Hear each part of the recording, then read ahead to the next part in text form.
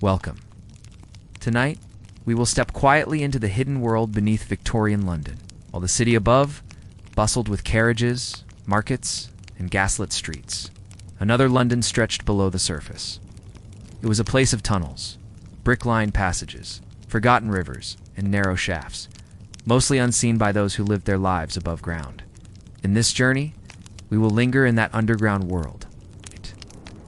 We will consider the laborers who spent their days in the sewers, the engineers who reshaped the city's hidden veins, the mysteries and discoveries that arose below, and the contrast between these spaces and the comfort enjoyed by the wealthier classes above.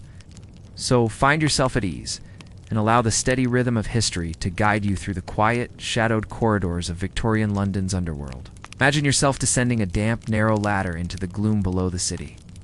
The air grows heavier as you step onto wet stone. In front of you stretches a low tunnel, lit only by the dim glow of a lantern. This was the daily world of the Victorian sewer workers, men whose task was to keep London's waste moving. Their job was steady, but demanding. Using shovels and poles, they stirred and shifted the flow of sewage through brick-lined channels. The ceilings were often too low to stand upright, so hours were spent stooping or crouching. The smell was pervasive, a blend of stagnant water, damp brick, and decay. What for you might feel unbearable after minutes, for them was routine. Danger was constant. Sudden floods could rise without warning after heavy rains, sweeping through tunnels with force. Invisible gases sometimes built up, extinguishing lamps or leaving men lightheaded, yet the work went on. They learned to read the faintest sounds, the echo of water, the change in air pressure that signaled something was about to shift. Others entered the sewers for different reasons. These were the Tosher scavengers who searched by lantern light for dropped coins, scraps of metal, or lost trinkets carried away by chance. The work was slow, wet, and uncertain, but for many it meant survival. To spend a day in these tunnels was to live in constant discomfort, patience, and endurance. Above ground, few ever thought of the world below, yet the city depended on the quiet labor of these men. Emerging once more into daylight, you might breathe deeply, aware of how difficult it would be to last even a single day in the sewers of Victorian London. As we leave behind the daily lives of sewer flushers and scavengers, we turn our attention to one figure who reshaped the hidden city forever. His name was Joseph Bazalgette, a civil engineer whose work beneath London would save countless lives, though few above ground ever saw the full extent of what he built. In the mid-19th century, London faced a mounting crisis. The Thames, once a river that supported trade and transport, had become little more than an open sewer. Industrial waste, household refuse, and human waste all poured directly into the river. The stench was so strong that in the summer of 1858, Parliament itself was nearly overwhelmed by what became known as the Great Stink. Curtains soaked in lime and carbolic acid were hung over the windows of the House of Commons in a desperate attempt to block the odor. But the reality was unavoidable. The city needed a solution.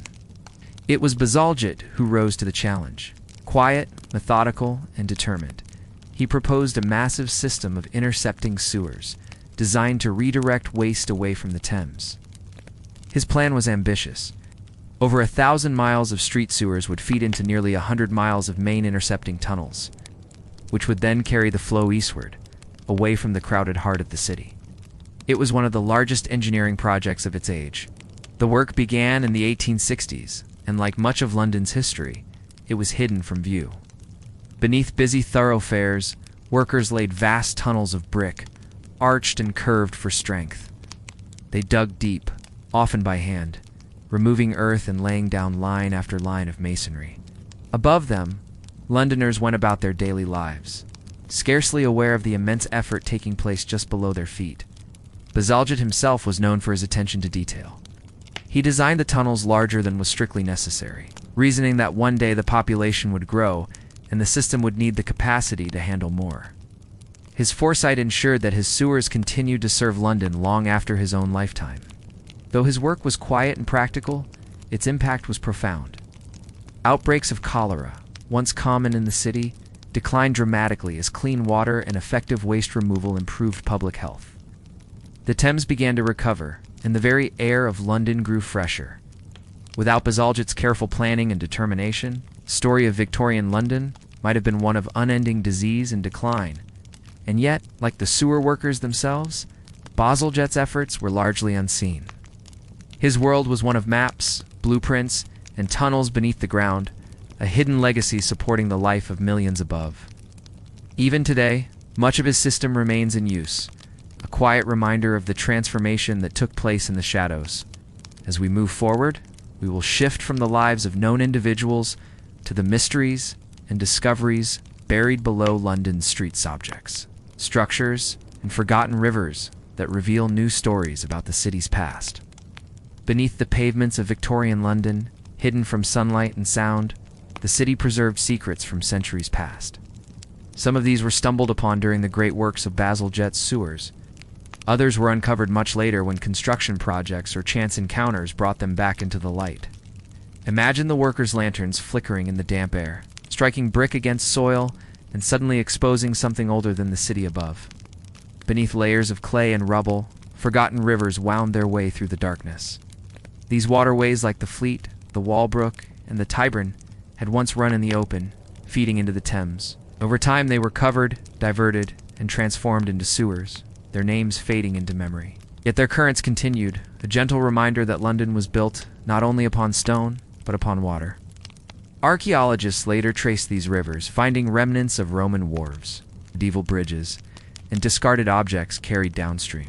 Coins, pottery, shoes, even fragments of clothing were preserved in the silt, each piece telling a quiet story. To hold such an item was to feel the presence of those who once lived in the city, ordinary people whose lives passed unnoticed, now remembered through what was left behind. Beyond rivers, tunnels told their own stories. During excavations, entire sections of forgotten cellars and crypts were revealed. Some belonged to long-demolished churches. Others were remnants of taverns or market halls that once thrived in earlier centuries. The Victorian builders worked around these spaces, sometimes sealing them again, sometimes incorporating them into the new structure of the underground. There were also the whispers of the ghost stations of early underground railways. Though these came slightly later in the latter half of the century, they echoed the same theme. Spaces created, used for a time, and then abandoned in darkness. Step into such a place was to hear only the quiet drip of water, the echo of your own breath, and the faint memory of the life that once passed through. Not all discoveries were ancient. In the sewers themselves, scavengers sometimes unearthed strange treasures: a single coin, a ring, a toy washed down from a gutter. For the Tosher, these were not mysteries but opportunities, the chance to transform waste into sustenance. Yet for us, these fragments paint a picture of a city where everything ejects refuse. Even human traces could end up flowing together beneath the surface. The underground world of Victorian London, then, was not only practical, but also archaeological.